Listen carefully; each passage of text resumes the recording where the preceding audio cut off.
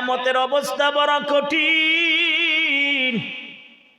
মানুষ জাহান্নামের বয়ে কান্না করবে, আমার আব্বা কই, আমার আম্মা কই, আমার ভাই কই। আল্লাহ বলেন সেদিন মানুষ দৌড়ে যাবে, আফিরুল মারউ মিন আখি, দৌড়ে বড় ভাইয়ের কাছে গিয়া ডাক দিয়া বলবে, আমার ভাই আপনি না জমিনে আমার বড়। কঠিন মুসিবতের সময় 7 ব্যক্তি ছাড়া কেউ থাকতে পারবে না, এর মধ্যে একদল যারা যৌবনকালে আল্লাহর ইবাদত করেছে।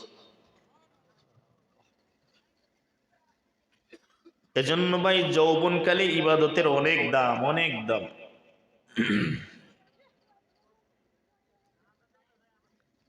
এদেশের যুবকরা এখন অনেক সচেতন। হুজুর গান বাদ্যের আয়োজন কর্ম কেমনে? যে বিডি নাচতো, যে বিডি রান্না গান গাওয়াইতো, বেডি মুডা হয়ে গেছে।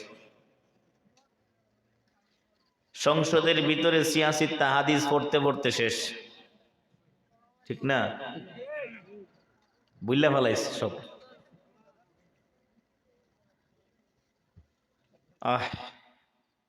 ইসলামের বিরুদ্ধে আঘাত হানলে পালিয়ে যাবেন? কথা বলেন, পালিয়ে যাবেন? রসুল যখন দিনের দাওয়াত দিতেন, ইহুদিরা আইসা একদিন বলছে, হে মুহাম্মদ কি চাও তুমি? हकीकत से तो दुनिया बेखबर है, दुनिया की नुमाइश पर नजर है। नबी गोयम के अज दुनिया जुदा बाश, बहर कारक बाशी बखुदा बाश। चिस्ते दुनिया अज खुदा गाफिल बुदर,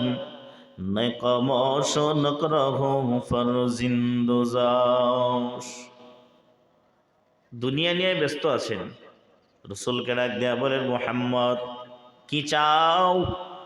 তুমি কি দুনিয়া চাও? পৃথিবীর নেতা হইতে চাও? ও মুহাম্মদ, আমরা তোমার নেতা বানায় ফেলাই। এই মক্কার বড় টাকাওয়ালা হইতে চাও? জবাব দেয়া বল, আমরা এই মক্কার বড় টাকাওয়ালা তোমাকে বানাও। যদি তুমি চাও এই মক্কার বড় বড় সুন্দরী সুন্দরী নারীদেরকেও যদি চাও, আমরা এনে দেব। রাসূল ডাক দেয়া বলেন, বেঈমানের দল, আমি টাকাও চাই না, নেতা হতেও চাই না, সুন্দরী নারীও চাই না।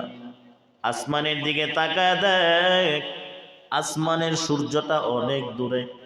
যদি পৃথিবীর কেউ সূর্যটা আনিয়া আমার ডান হাতে দিতে পারে, আনতে পারবে না জানি, যদিও বলে না সূর্যটা দিয়া দিলাম, চন্দ্রটা দিয়া দিলাম।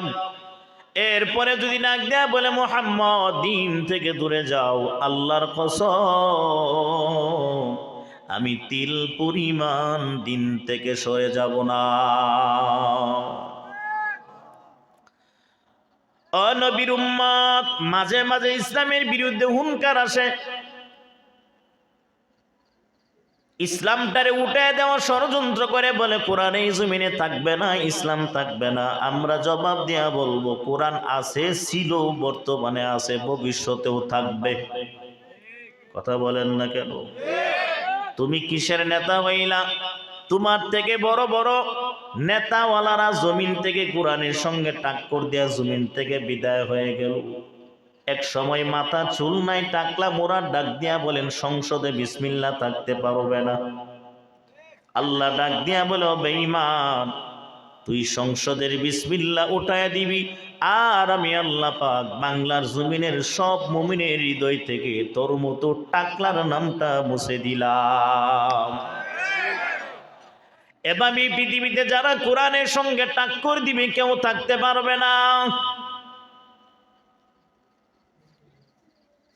নবীর উম্মত, কিয়ামতের ময়দানে মানুষগুলো বলতে থাকবে, আল্লাহ, ফেরেশতারা বলবে, আলাম ইয়াতিকুম রুসুলুম মিনকুম ইয়াতলুনা আলাইকুম আয়াতি রাব্বিকুম, তোদের কাছে কি কোনো নবী আসে নাই, নাকি উলামায়ে কেরামগণ আসে নাই, যারা আয়েশা কোরআন আবৃত্তি করত, শোনাইতো, তোদের সামনে কোরআনের তাফসীর শোনাইতো, এই দিনের বিধি প্রদর্শন দেখাইতো, এমন কি কেউ আসে নাই? সবাই এক বাক্যে ডাক দিয়া বলবে, ক্বালু বালা, আল্লাহ সবাই তো আসছে, সবাই সত্য কথা বলছে, এখন আমরা তাদেরকে মানি নাই, আপনি আবার আমাদেরকে পাঠান, আমরা আপনার কথাই মানব। লাভ হবে? আবার কি আল্লাহ পাঠাইব জমিনে? ওয়ালাকিন হাক্কাত কালিমাতুল আযাবি আলাল কাফিরিন।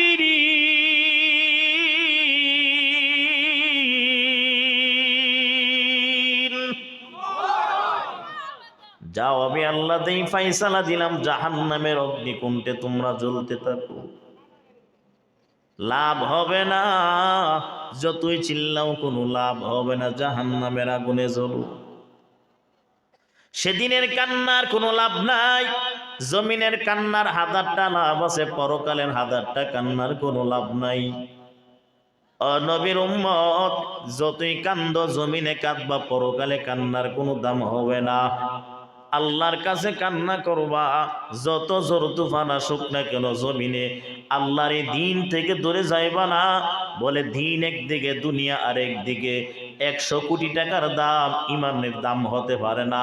যদি কেউ বলেন ভাই দুনিয়াটা তোমারে ছিঁড়ে দিব, না না, দুনিয়ার বিনিময়ে ইমান বিক্রি করতে পারি না। সাহাবায়ে কেরামগণ জান দিয়া দিলেন, ইমান বিক্রি করে নাই।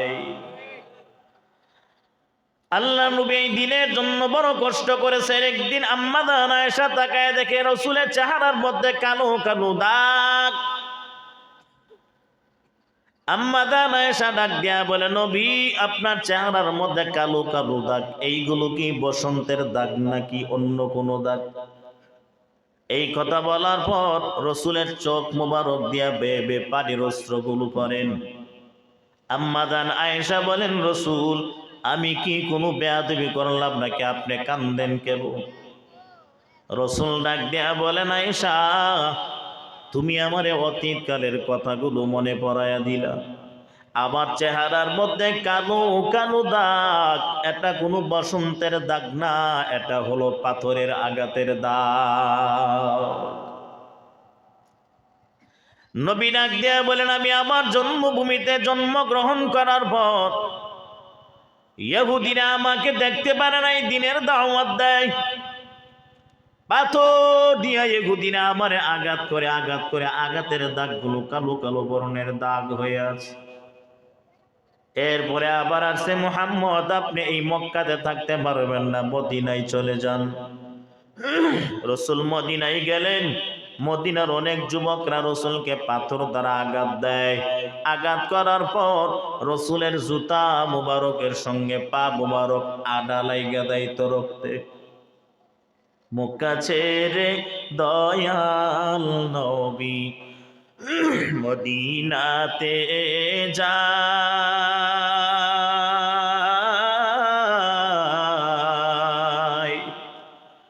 এটি পাথরের আঘাত নবী বেহুশ হয়ে যায়, এটি পাথরের আঘাত নবী বেহুশ হয়ে যায়।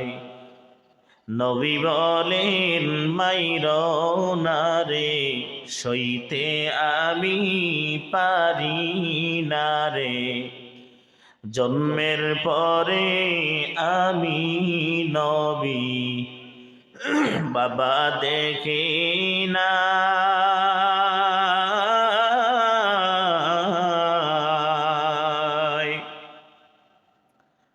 এটি পাথরের আঘাত নবী বেহুশ হয়ে যায়, এটি পাথরের আঘাত নবী বেহুশ হয়ে যায়। নবীর উম্মত, ইহুদির বাচ্চারা আমার নবীরে সারে নাই, পাথর দ্বারা ডিল মারে। ও আয়েশা পাথরের দাগগুলো কালো বরণের হয়ে দাঁড়াইলো। আম্মা জান আয়েশা ডাক দিয়া বলে, রাসূল এই কালো দাগগুলো যদি পাথরের কোনো দাগ হয়, আল্লাহর কাছে যদি আপনি বলেন, আমার আল্লাহ তো দাগগুলো মুছায় দিলে চেহারাটা সুন্দর হয়ে যাবে। রসুল বলেন, না না, আমি বলবো না আমার চেহারার দাগগুলো মুছে দেওয়ার জন্য।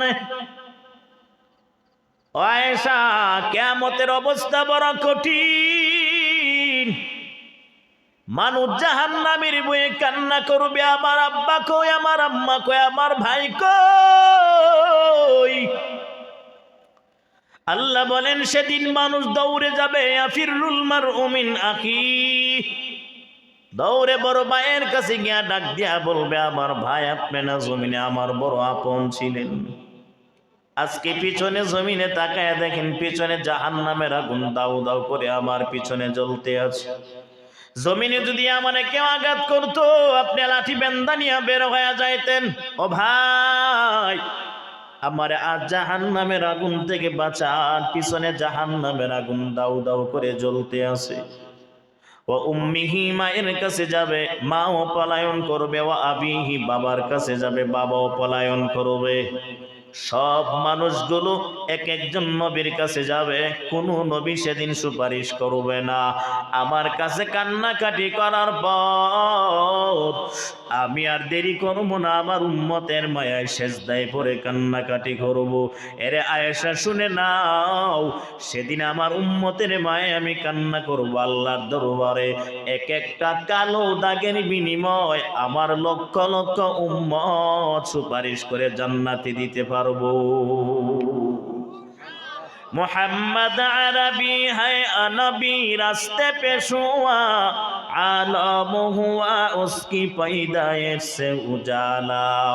शफीउल उमम हमारा नबी रोज़े क़ियामत शफाअत करेगा अल्लाह के पास गुनाहगार उम्मत।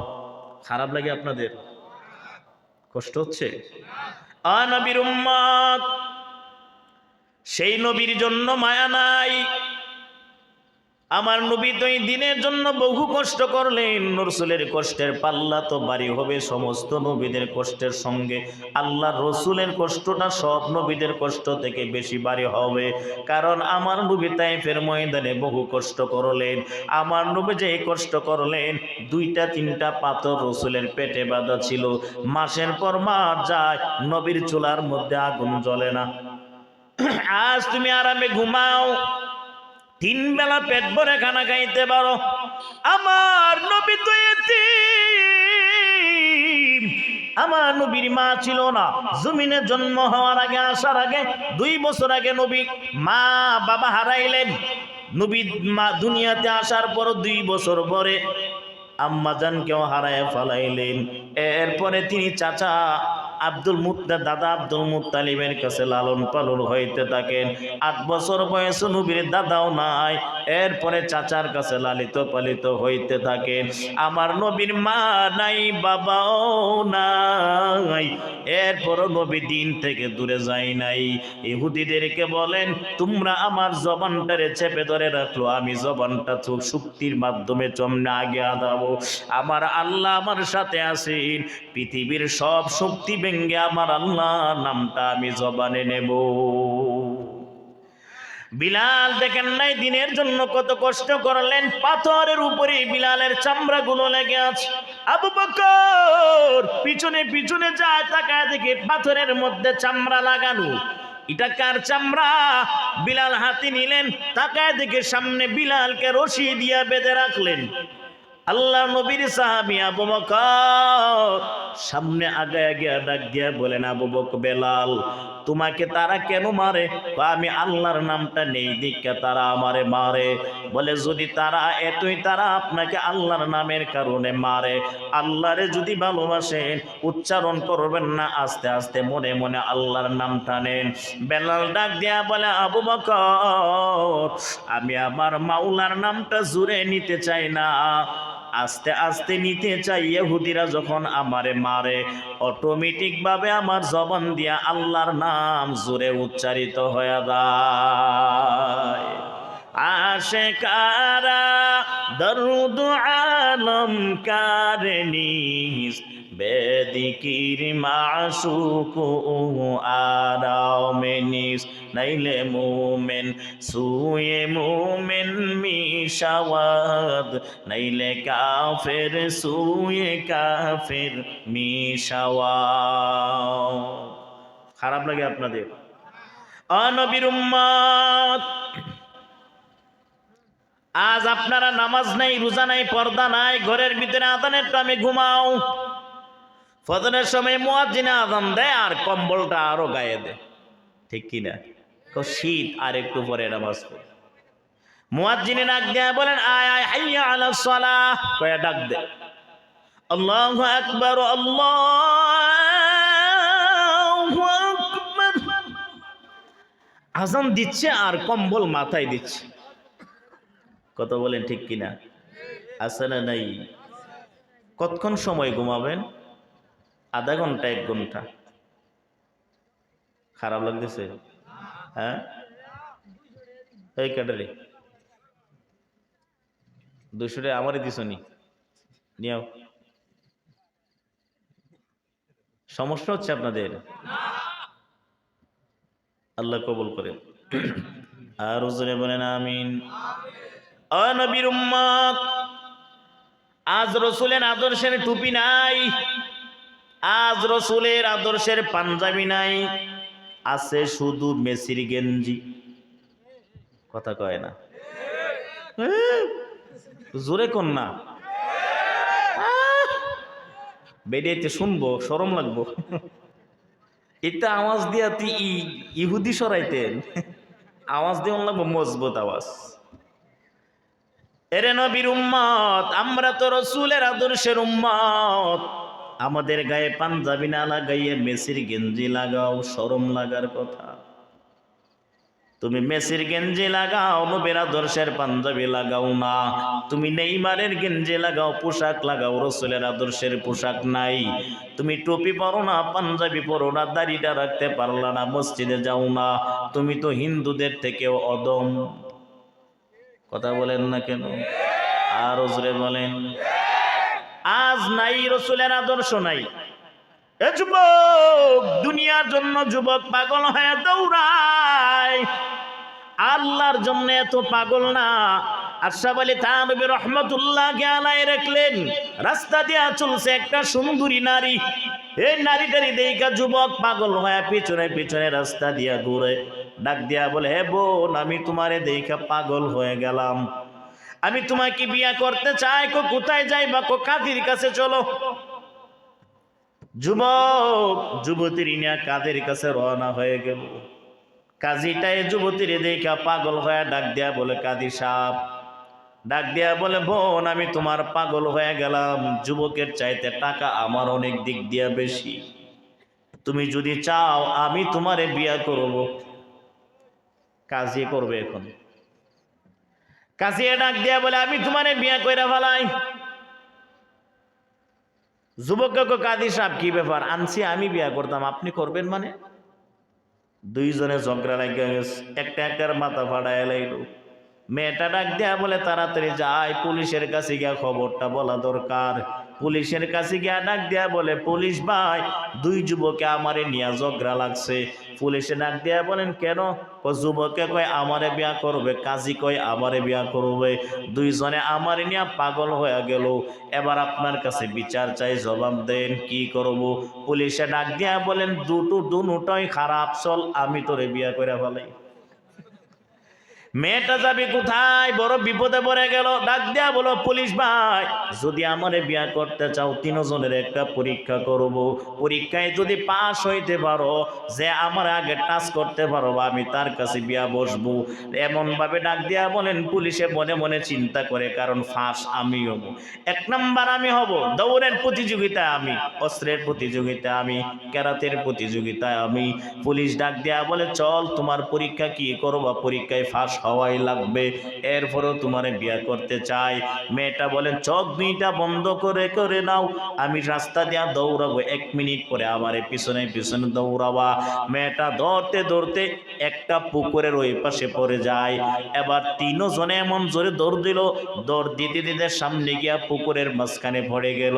পুকুরে পড়ার পর পানির মধ্যে হাবুডুবু খায় 3 জনে মারা যাবে ভাব।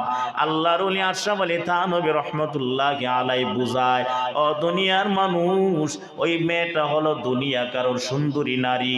মানুষগুলো দুনিয়ার পিছনে এমন ভাবে দৌড়ায়, মনের আশা পূরণ হয় না, মাঝখানে হঠাৎ করে আজরাইল এসে বান্দার রূহটারে নিয়ে যায়। ও নবীর উম্মত, দুনিয়ার পাগল হয়ে ঘুরবা না, আমার মাওলার পাগল হয়ে ঘুরো, দেখবা দুনিয়াও পাইবা, পরকালও পাইবা, জান্নাতও পাইবা। এরে নবীর উম্মতির দল, আজ উলামায়ে কেরামগণের কথা ভালো লাগে না, তোমরা আবার হুজুর করে গালি দাও, মোল্লারা দেশটারে বেচ্চা কিনা খায়া ফেলাইছে। কইনি হুজুর আর কথা কইস না, হুজুর ঘর দূর মসজিদ পর্যন্ত, আলহামদুলিল্লাহ কম না, মসজিদ পর্যন্ত কইছেন, সিনেমার হল জেনে নিছেন না। আল্লাহ আমাদের সবাইকে বোঝার তৌফিক দেন, জোরে বলেন আমিন। দুনিয়ার পাগল হইয়া জীবনটারে ধ্বংস করে দিও না রে বাবা, আমার মাওলার পাগল হয়ে ঘুরবা, রিজিকের কোনো টেনশন লাগবে না, রিজিক আমার আল্লাহ ব্যবস্থা করে দিবেন। এ নবীর উম্মত, আজ তোমার মধ্যে নামাজ নাই, টুপি নাই, পাঞ্জাবি নাই, হিন্দু ভাইয়ের দিকে তাকাও, হিন্দুরা মাথায় টুপি পরে না, তুমিও মাথায় টুপি দাও না, হিন্দুরা পাঞ্জাবি পরে না, তুমিও পাঞ্জাবি পরো না, হিন্দুরা দাড়ি রাখে না, তুমিও দাড়ি রাখলা না, হিন্দুরা মসজিদে যায় না, তুমিও মসজিদে যাও না, হিন্দুরা মাদ্রাসায় কোরআন পড়তে যায় না, তুমিও মাদ্রাসায় কোরআন পড়ো না। একটু জবাব দেয়া বলবেন কি, হিন্দুর মধ্যে আর আমি মুসলমানের মধ্যে পার্থক্য আসেনি?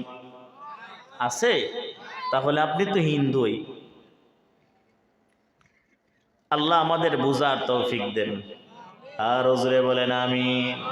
अगर खाही सलाते खुद अदा कून, वजू रादर वजू करदा वजू कून, वजू रादर वजू करदा वजू कून, मुसल्ला दर जमीन दहस्ते नमाज कुन, मकुन सुसुती नमाजे पंजे गाना, फावाइलुल লিল মুসাল্লিন আল্লাযীনা মুমিনারা কাম ইয়ানাত মিকুনাত হাম আমানাত রাখিয়ানাত মিকুনাত।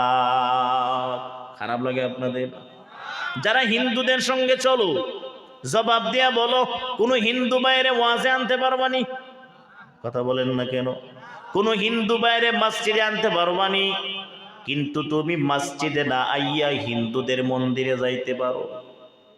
কথা বলেন না কেরে? আসলে নাই মুরব্বী লরে কেরে না বইতাছে? মাশাআল্লাহ, উঠেন না, যারা উঠে মনে করবে হিন্দুদের মন্দিরে যায়, আর উঠতো না। আল্লাহ আমাদের বুঝার তৌফিক দেন, জোরে বলেন আমিন। নবীর উম্মত, আজ থেকে ওয়াদা করে নামাজ বাদ দিবেন? জোরে বলেন, আরো জোরে বলেন, নামাজ বাদ দিবেন? আল্লাহ আমাদের সবাইকে 5 ওয়াক্ত নামাজি বানায় দেন, আরো জোরে বলেন আমিন।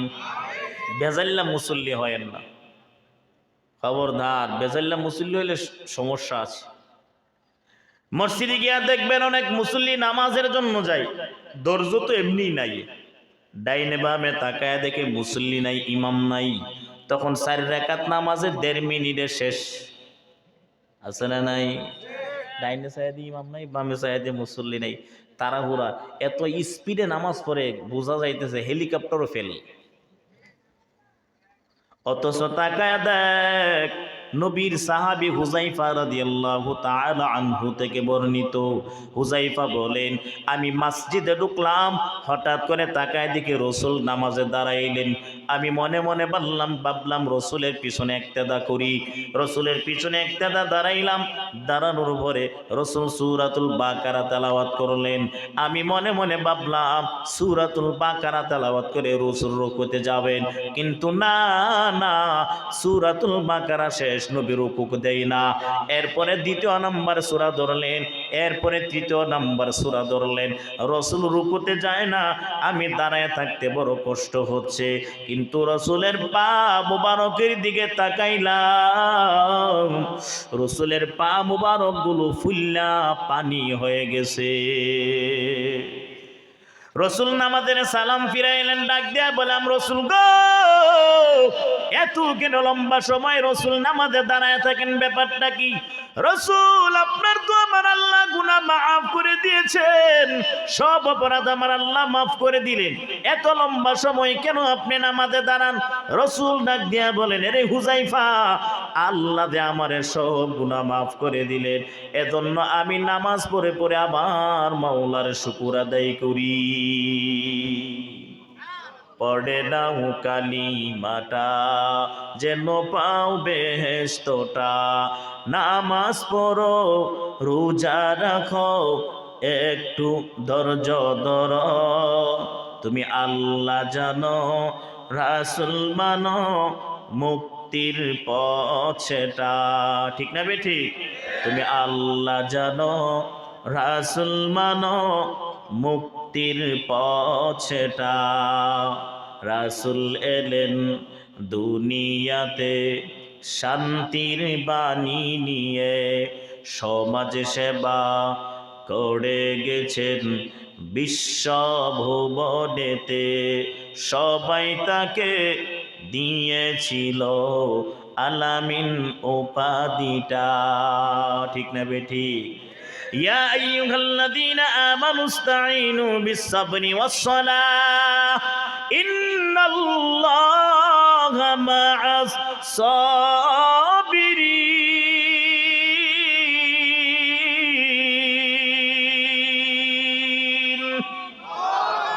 ই কালামে চিস্তে কুরআন হক শুনাস, রুনামায়ে রব্বিনা সাহমুদবুনাস, আইকে মান্না জেব কুরআনে আযীম, তাকু জাদার হজরামি বাসি মুকিম।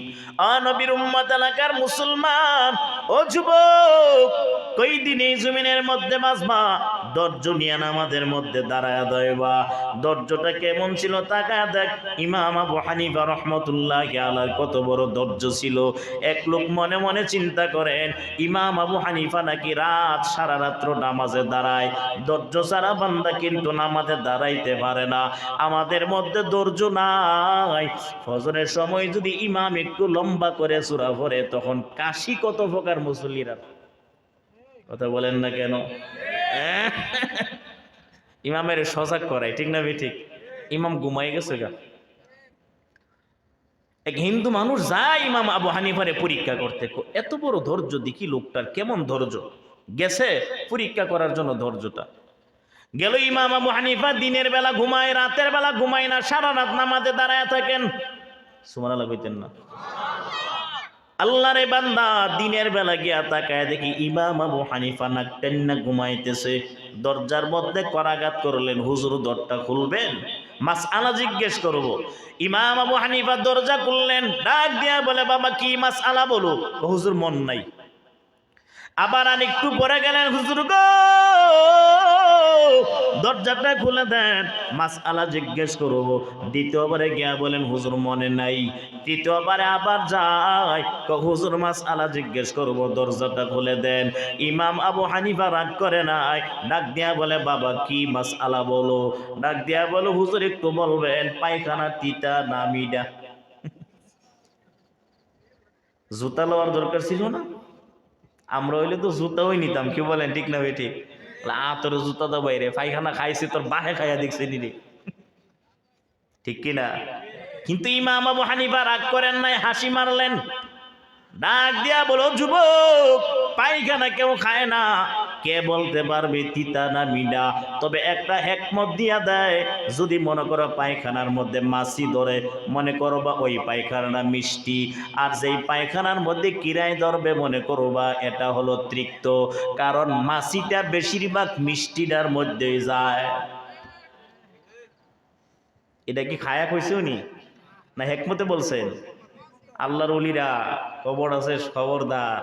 আলা ইন্না আউলিয়া আল্লাহি লা খাউফুন আলাইহিম ওয়ালা হুম ইয়াহজানুন।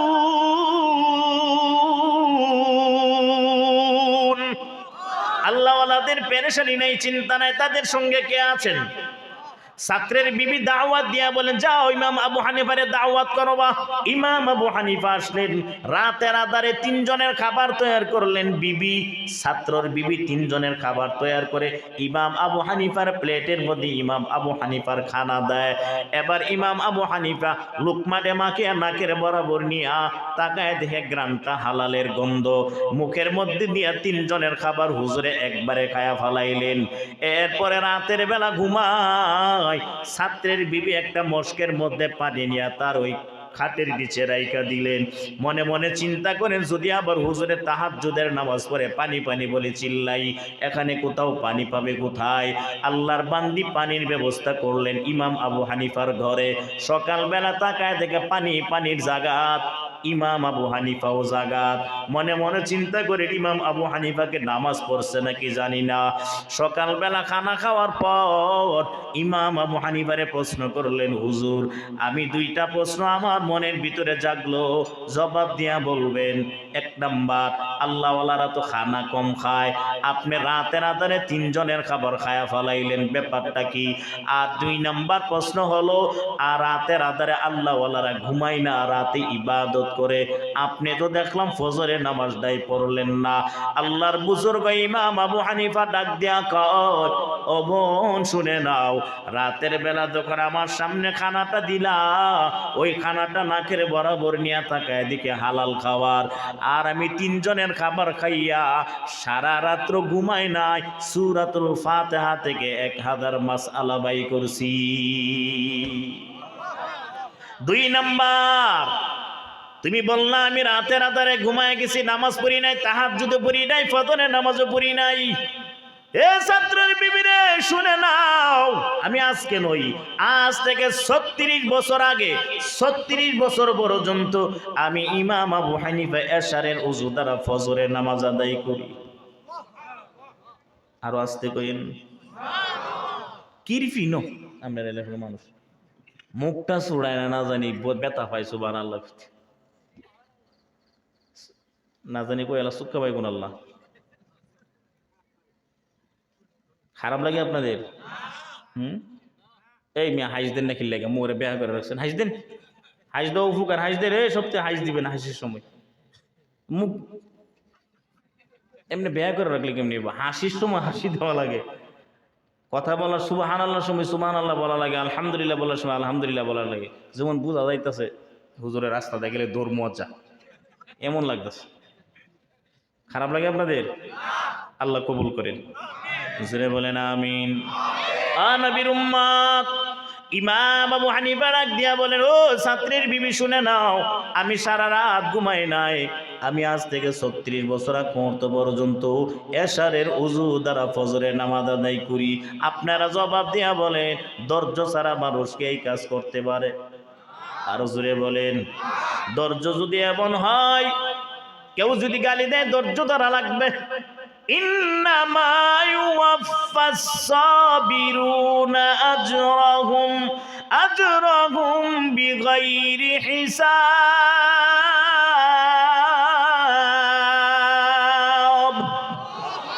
আল্লাহ পাক রব্বুল আলামিন কিয়ামতের ময়দানে ধৈর্যশীল বান্দাদেরকে বলবেন, যাও, বিনা হিসাবে তাদেরকে জান্নাতে ঢুকায়া দিবে। অতএব নবীর উম্মত আজ থেকে ওয়াদা করে নাও, আর হিন্দুদের মন্দিরে যাব না। আল্লাহ মেহেরবানি করে মাফ করে দাও, আমার মাওলার দরবারে তওবা করে বিদায় হও। এর এলাকার মুসলমান আর কোনোদিন বান্দা গুনাহের কারবারে যাইবা না। এর পর্দার অন্তরালের মা অনুরোধ করে বলবার, মার্কেটে দৌড়াদৌড়ি করে লাভ নাই। আজকে বর্তমানে মার্কেটে যাইতে পারি না, শুধু মহিলা আর মহিলা। এখন তো বাজার ওই বাইরে হয়েছে বউ বাজার। কথা বলেন না কেন? একটু বেকটেন্ডে কোয়া দরকার আছে না? ঠিক না? বউ বাজারে গেলাম, বৈরব বাজার যাইতারি না। মাশাআল্লাহ, আমার মনে হয় যদি ফইরা যেতাম কোনো মতে তো মাটির তলে সাফা ফইরা যেতাম। এত মহিলা আর মহিলা। এই মার্কেটে যাওয়া যায় না, শুধু মহিলার মহিলা। এখন আর স্বামী নিয়ে মার্কেটে যায় না, আপনি টাকা দিবেন আমি একলাই মার্কেট করতে পারি। স্বামী যদি 1000 টাকা দিয়ে কাপড় কিনে দেয়, এটা তার পছন্দ হয় না। আর 1000 টাকা দামের কাপড়টা মহিলা 2000 টাকা দিয়ে আসে, এটা তার বড় ভালো লাগে। কথা বলেন না কেন? আর মার্কেটে গেল 40 বছরের মহিলা, যুবক, ডাক দিয়া বলে, ম্যাডাম, ও আফা, আমার দোকানে আয়েন। 40 বছরের মহিলারে আফা কয়ে ডাক দিলে বিডি 16 বছরের জোয়ান হয়ে জায়গা। কথা বল নাকি? আমার মনে পছন্দ হয়েছে, আমার বোরা বোরা লাগে না। ঠিক না ভাই? ঠিক। অথচ আল্লাহ রসুল বলছেন, স্বর্ণ যদি মাটির নিচে কেউ রাখে, স্বর্ণ যেমন ময়লা হয়, ওই স্বর্ণ পরা যায় না। আর এটারে যদি একবারে, এই স্বর্ণটারে যদি কোনো একটা পাত্রের ভিতরে রাখা হয়, এই স্বর্ণতে ময়লা ধরে না, জং ধরে না। ঠিক তদ্রুপভাবে মহিলারা যদি ঘরের ভিতরে থাকে, তাহলে এই মহিলার চেহারায় কোনো নূর আকর্ষিত হবে। আর যদি বাহিরে বের হয় বেপরদায়, দেখবেন এটারে যেমন একটা পায়খানার মধ্যে মুরগায় ঠুর খাইলে যেমন মনে হয়। কথা বলেন না কেরে? আরো জোরে বলেন। বর্তমান সমাজের পুরুষরাও খারাপ, এরাও বিয়া করে, সুন্দর করে বিয়া করে। ও বাবা, আমার সুন্দর দিকে বিয়া করাও। যুবক তো জানে না সুন্দরের ভিতরে কয় হাজার মোবাইল নাম্বার আছে। কথা বলেন না কেরে? ও যুবকের দল, খবরদার খবরদার, শুধু সুন্দর দেখে বিয়া করবা না, চরিত্র দেখে বিয়া করবা। যারা বিয়া করো নাই তাদের জন্য একটা আবেদন আপনাদের কাছে, সামনে বিয়া করবেন চরিত্র দেখে বিয়া করবেন, শুধু সুন্দরের দিকে বিয়া করার আকৃষ্ট হইবা না। এমনও সুন্দর আছে জামাই ফালাইয়া আরেক জামাই নিয়ে গেছে। হাজার হাজার ঘটনা। এগুলো কারণ কি জানেননি? বাবা এনে দিল সন্তানের মোবাইল, এই মোবাইলে ধরছে, এমন ধরছে। সন্তানের মোবাইল কিনে দিল 30,000 টাকা দামের মোবাইল। সন্তানের মোবাইল চালাইতে চালাইতে চালাইতে চালাইতে এমন পর্যায়ে চলে গেছে, এই মোবাইলে নারী নিয়ে গেল, বাপের বিয়ার দাওয়াত তো খাওয়াইতারছে না। কথা বলেন না কেন? এমন আসেনি? ঘরের ভিতরে টিভি লাগাইছে, টিভির দিকে তাকাইছে, মা তাকাইলো, বিবি তাকায়, বউ তাকায়, ভাবি তাকায়, সবাই তাকাইয়া টিভি দেখতে আরম্ভ। নায়ক নায়িকানে চুমু খায়, নায়িকা নায়কের চুমু দেয়, আর দেবরে বাবির দিকে তাকায়া তাকায়া হাসে। এমন একদিন সময় হয়, এই টিভিটার দিকে তাকাইয়া তাকাইয়া প্রেম বন্ধনে আবদ্ধ হইয়া নিজের বাবিরে বড় ভাইয়ের বউ নিয়া ছোট ভাইয়ে ফালাইয়া গেছে। কথা বলেন আছে না নাই? অতএব খবরদার, টিভি সিনেমা ঘরের ভিতরে না লাগাইয়া সন্তানদেরকে কোরআনের তালিম দেন, লাভ হবে। কথা বলেন ঠিক কিনা? কি নিয়ে যাবেন কবরে? আল্লাহ আমাদের হেদায়েত দান করে। জোরে বলেন আমিন। दुनिया में हो दुनिया का तलबगार नहीं हो, बाजार से गुजर हो खरीदार नहीं हो, बाजार से गुजर हो खरीदार नहीं हो। প্রেম করছে মোবাইলে, ফেসবুকে প্রেম করতে করতে দেখা করতে গেছে, গিয়া চায় দে দুনোটা বেড়া মানুষ। আসেন কে রে, হাসা কথা নি, গ্রাম্য ভাষায় কথা বলেন, হাসা কথা নি। আপনারা কি কোন, হাসা না মিশা? আল্লাহ আমাদের কবুল করেন। আরো জোরে বলেন আমিন। গুনাহ ছাড়বেন তো, নামাজ পড়বেন তো, সবাই পড়বেন। আল্লাহ সবাইকে নামাজি বানায় দেন। আরো জোরে বলেন আমিন। নবীর উম্মত, নামাজি হয়ে যাও। আল্লাহ নবীর আদর্শটা মাথার মধ্যে ফিট করবা, পুরা বুড়ির মধ্যে ফিট করিয়া নাও। আল্লাহ আমি আর নামাজ ছাড়বো না, আর কোনোদিন আল্লাহ নবীর পোশাক ছাড়া ভিন্ন পোশাক পরিধান করবো না। এর যুবক ভাই, পর্দার অন্তরালের মা, ও মা গো, আর মার্কেটে দৌড়াদৌড়ি করে লাভ নাই। কই দিন এই জমিনের মধ্যে বাঁচবা, এমন কোনো দিন নাই সন্তানের জন্য মা কাঁদে না, এমন কোনো দিন নাই মায়ের জন্য সন্তানাদি কান্না করে না। কত মানুষ নিজের লাশটা, সন্তানের লাশটা কাঁদিনিয়া কবরের দিকে যায়, কত সন্তান বাবার লাশ কাঁদিনিয়া কবরের দিকে যায় আর কান্না করে, আল্লাহ আমার বাবারে তুমি নিয়ে গেছো। কত বাবা কান্না করে, আল্লাহ আমার সন্তানটারে তুমি নিয়ে গেলা, অমুকের তো 3টা সন্তান আছে, আল্লাহ অমুকের থেকে একটা নিলে তো কমতো না।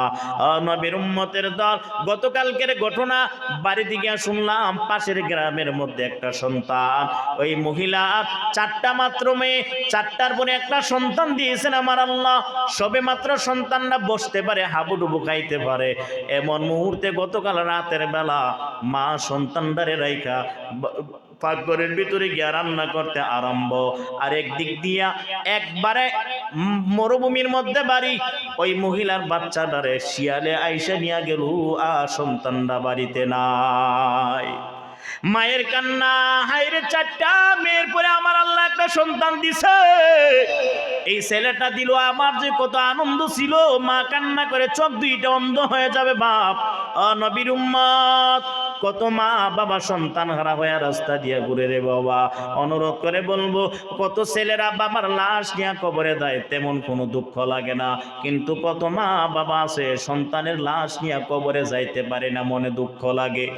নবীর উম্মতের দল, আমার আর তোমার যে মরণটা কখন হয় জানা নাই, সময় থাকতে আমার আল্লাহর দরবারে তওবা করে বিদায় হও। আমার আল্লাহর মতো দয়ালু কিন্তু জমিনে আর কেউ নাই। ও পর্দার অন্তরালের মা, অনুরোধ করে বলবো, তোমরা স্বামীর খেদমত করবা, 5 ওয়াক্ত নামাজ পড়বা। এর যুবক ভাই, যৌবনকালে ইবাদতের দাম আছে। আল্লাহ বলে, ইয়া আইয়ুহাল্লাযীনা আমানু দুখুলু ফিস সিলমি কাফা ওয়া লা তাত্তাবিউ খুতুওয়াতিশ শাইতান ইন্নাহু লাকুম আদুউম মুবিন।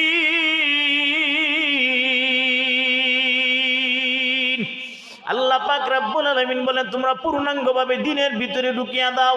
ওয়ালা তাত্তাবিউ খুতুওয়াতিশ শাইতান, হতভাগা শয়তানের ইত্তেবা করিও না, কারণ শয়তান তোমাদের বন্ধু হতে পারে না, শয়তান তোমাদের দুশমন। অতএব নবীর উম্মত, ওয়াদা করে নাও আর নামাজ ছাড়বো না। ও নবীর উম্মত, আজ তুমি নামাজটা পড়ো না। আমার রাসূল নামাজে দাঁড়াইলে বেঈমানের বাচ্চারা পাথর দিয়া রাসূলকে ঢিল মারতো। একদিন তো আবু জাহেল একটা পাথর নিয়েই গেছে, মুহাম্মদের মাথাটা দেহ থেকে আলাদা করে ফেলাবো, মগজ দ্বারা আলাদা করব। আল্লাহ ডাক দিয়া বলে, বেঈমান, পারবি না, কারণ আমার রাসূলের হেফাজতের জিম্মাদার আমি আল্লাহ। আবু জাহেল পাথর নিয়ে গেছে, আর মনে মনে চিন্তা করে, মুহাম্মদ কই? রাসূল যখন নাকি সেজদায় গেলেন, আবু জাহেল হাতটা উপরে তুললেন, মুহাম্মদের বরাবর মারবে। আমনে আল্লাহর কুদরত, হঠাৎ করে সামনের দিকে নজর করে তাকায়, দেখে বিরাট বড় একটা অজগর সাপ। সাপের একটা ঠোঁট জমিনে, অপর ঠোঁট আসমানে। ডাক দিয়া বলে, আবু জাহেল, মুহাম্মদের মারবি নাকি আমার পেটের ভিতরে যাবি? যদি বাঁচতে চাও তাড়াতাড়ি ভাগিয়া যাও। থর থর করে হাত থেকে পাথরটা পড়ে গেল। আবু জাহেল লোকদের সামনে গেলেন, ডাক দিয়া বলে, লোকেরা ডাক দিয়া বলে, আবু জাহেল, আপনি উপর দিয়া গাছ কাটেন, নিচ দিয়া পানি ঢালেন, তলে তলে মুহাম্মদের সঙ্গে আপনার আলাপ চলে। আবু জাহেল ডাক দিয়া বলে, না না, তোরা জানো না, মুহাম্মদের মারার জন্য গেলাম। আমি পাথরটা দেই মাত্র উপরে তুললাম, এমনি সামনের দিকে নজর করে তাকায়, দেখি সাপ। সাপে আমার সামনে কথা বলে আর জিহ্বাটা নাড়ায়। এখানে আমি ছাড়া যদি তোমরা থাকতা, পায়খানা কইরা দিতা। কথা বলেন ঠিক কিনা? নবীর উম্মতের দল, আমার নবী এই দিনটার জন্য বড় কষ্ট করলেন রে যুবক ভাই।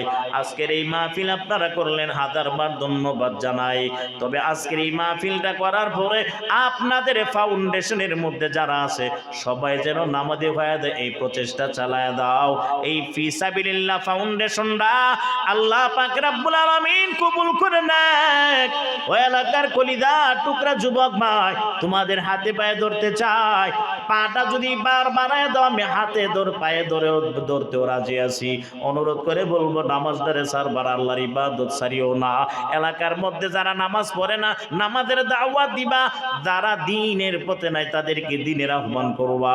ও বৃদ্ধ বাবাদিরা, পর্দার অন্তরালের মা, মালিকের দরবারে শেষ সময়টুকু তওবা করে বিদায় হও।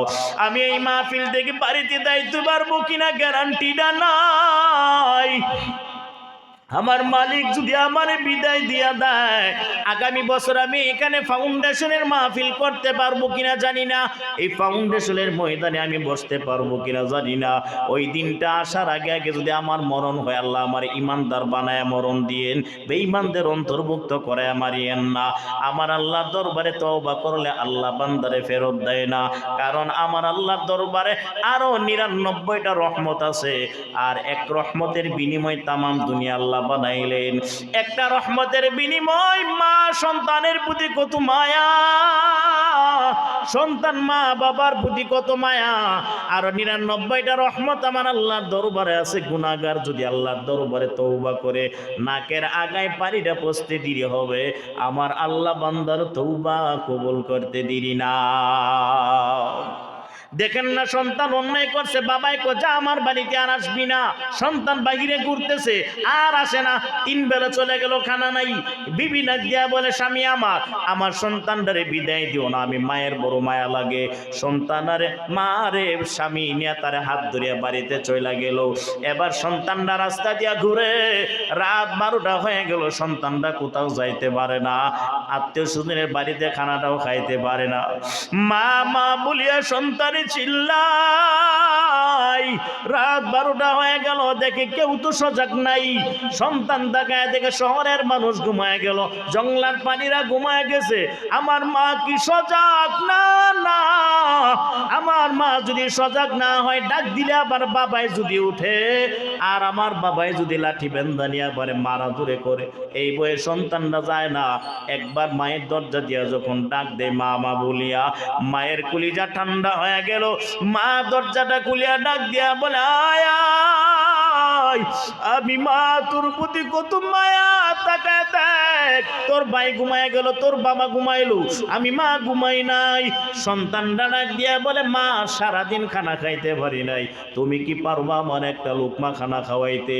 সন্তানের মা ডাক দিয়া বলে, দেখ সারাদিন তুই খানা খাও নাই, আমি মায়ের পেটের দিকে তাকায় দেখ, পেটটা পিঠের মধ্যে লেগে গেল, তোর বাবা খানা খায়া ঘুমাইছে, আমি মা খানা খাই নাই।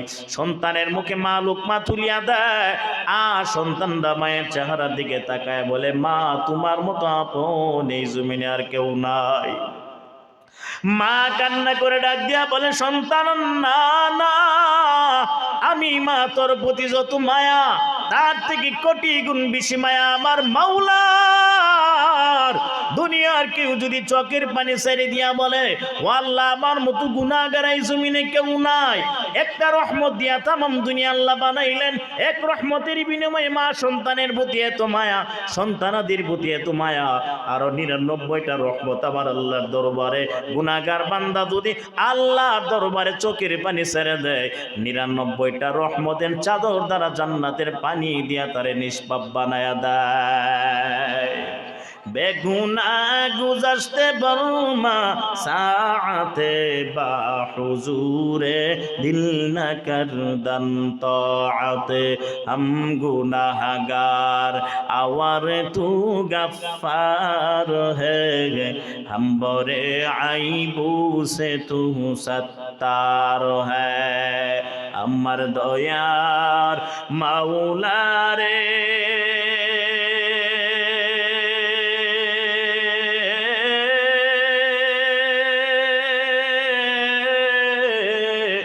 আমার দয়ার মাসুক রে, কোথায় গেলে পাইব তোমার ঠিকানা, কোথায় গেলে পাইব তোমার ঠিকানা, তোমায় পাইবার উসিলাতে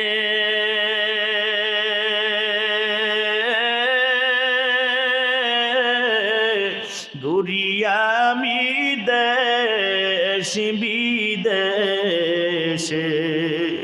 এই মাহফিলের ভিতরে করলাম বিছানা, এই প্যান্ডেলের ভিতরে করলাম বিছানা। এর এলাকার যুবক ও পর্দার অন্তরালের মা বৃদ্ধ বাবাদিরা মালিকের দরবারে তওবা করে বিদায় হও। আবার মাওলা বলেন আমার দরজাটা বন্ধ না, আমার দরজা তোর জন্য খোলা রাখলাম, যে কোনো সময় তোর জন্য আমি আল্লাহর দরজাটা খুলে আছে। তোর মা তোরে বিদায় করে দিতে পারে, বাবা বিদায় করে দিতে পারে, সমাজের মানুষ দেশান্তর করতে পারে, সন্তানাদি আব্বা বলে না ডাক দিতে পারে। আমি আল্লাহর কাছে একবার ডাক দিয়া দেখ, আমি আল্লাহ বান্দা তোরে ফেরত দেয় না। আমার দরজাটা তোর জন্য খোলা আছে রে গুলাম। আমি আল্লাহর দরবারে চোখের পানি ছেড়ে দিয়া কেঁদে দেখ, আমি আল্লাহ তোরে নিষ্পাপ বানায়া দিব। নবীর উম্মতের দল আল্লাহ সেকেন্ডের মধ্যে মাফ দিতে পারেন। মুসা আলাইহিস সালাম একদিন আল্লাহর কাছে বলেন, ও আমার মালিক, আমার এলাকার সব থেকে গুনাহগার ব্যক্তিটারে আপনি দেখায়া দেন। আল্লাহ ডাক দিয়া বলে, মুসা রাস্তার কিনারায় দাঁড়ায় থাকবা, দেখবা সর্বপ্রথম জঙ্গলাতে যেই লোকটা যাবে এই লোকটা সব থেকে বড় গুনাহগার। মুসা নবী রাস্তায় দাঁড়ায় রইলেন, জঙ্গলার দিকে যাচ্ছেন, একটা বাচ্চা কোলে নিয়ে এক লোক তাকায় দেখে ডাইনে বামে কোথাও তাকায় না। মুসা নবী ডাক দিয়া বলেন, আল্লাহ, যেই লোকটা ডান বামে কোথাও তাকায় না এই লোকটাকে সব থেকে গুনাহগার হইতে পারে নাকি? বলে হ্যাঁ, তোমার সমাজের সব থেকে বড় গুনাহগার এই ব্যক্তি। আল্লাহ পাকের দরবারে বিকাল বেলা ডাক দিয়া বলো, আমার মালিক, আমার এলাকার জান্নাতি মানুষের সঙ্গে আমারে দেখায়া দেন। আল্লাহ ডাক দিয়া বলে, যাও, যেই জায়গায় সকাল বেলা দাঁড়াইলা ওই জায়গায় বিকাল বেলা দাঁড়াইবা। সর্বপ্রথম যেই লোকটা বাড়ির দিকে রওনা দিবে মনে করবা এই লোকটা নিষ্পাপ জান্নাতি। মুসা নবী তাকায়া দেখে যেই লোকটা সবার আগে সকাল বেলা গেল এই লোকটাই সবার আগে বাড়ির দিকে রওনা হয়ে গেল। মুসা নবী আল্লাহরে ডাক দিয়া বলেন, আল্লাহ, এটা কি করে সম্ভব? সকাল বেলা গুনাহগার অবস্থায় এই লোকটা যাইতে পারে, বিকাল বেলা নিষ্পাপ হয়ে বাড়িতে ফিরতে পারে, বুঝলাম না।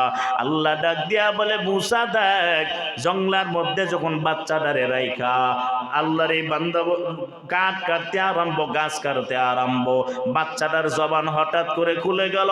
ডাক দিয়া বলে, আব্বা জান, জঙ্গলটা কত বড় করে বানাইলেন আল্লাহ? জঙ্গলটা অনেক বড় করে বানাইলেন। জঙ্গল থেকে আরো বড় আছে? হ্যাঁ, পাহাড় গুলো আরো অনেক বড়। ডাক দিয়া বলে, আব্বা জান, এই পাহাড় থেকে আরো বড় কিছু করে আমার আল্লাহ বানাইছে? বলে হ্যাঁ, এই পাহাড় থেকে বড় আমার মাওলার আসমান, আসমানটা অনেক বড় করে বানাইলেন। বাচ্চাটা আবার বলেন, আব্বা জান, আসমান থেকে বড় কিছু আছে? ডাক দিয়া বলে, ও আমার সন্তান, আসমান থেকে বড় আমার মাওলার রহমত। যদি কোনো গুনাহগার আল্লাহর দরবারে কান্নাকাটি করে আল্লাহর রহমতের চাদর দিয়া তারে নিষ্পাপ বানায়া দেয়। আল্লাহ ডাক দিয়া বলে, মুসা, আমার রহমত তারে গুনাহগার বান্দা বড় মনে করার কারণে আমি আল্লাহ তারে নিষ্পাপ বানায়া জান্নাতের খাতায় নাম লেখায়া দিলাম। हर के दारद खौफे मत दर दिल मदागम जन्नतुल मअवा देखले उहुरा मकामे जुज़बात की जे मका इन सुजा फजले उ आमस्ते दर जुहुला जहा। নবীর উম্মত তওবা করে নাও। আল্লাহ আমার গুনাহের খবর আমার মা জানে না, জানলে মা আমারে সন্তান বলে ডাকতো না গো আল্লাহ। সন্তান যদি জানতো আমার আব্বা বলে ডাকতো না, আমার বিবি জানলে আমারে স্বামী বলে ডাকতো না, সমাজের মানুষ জানলে আমারে সমাজ থেকে বিদায় করে দিত। তোমার দরবার থেকেও যদি আমারে বিদায় করে দাও, আমি অদম বান্দা কোথায় যাব, কার কাছে যাব? অতীতের গুনার জন্য লজ্জিত হইয়া ভবিষ্যতে গুনাহ করব না অঙ্গীকার করিয়া আজকে থেকে আমলের মধ্যে লাগিয়া দেব, এমন পাক্কা নিয়তে আমার মাওলার দরবারে কে কে তওবা করতে রাজি? হাত তুলে দেখায় দাও। ও দয়ার মালিক, তাকায় দেখেন আপনার বান্দারা ওয়াদা করেছে গুনাহ আর করবে না, নামাজ আর ছাড়বে না। আয় আল্লাহ, 5 ওয়াক্ত নামাজ পড়বে, আপনার নবীর আদর্শগুলো পালন করবে। আয় আল্লাহ, তাদের ঈমান মজবুত করে দেন, আমলগুলো কবুল করে নেন, ঈমান আমল নিয়ে কবরে দেওয়ার তৌফিক দান করেন, আমিন।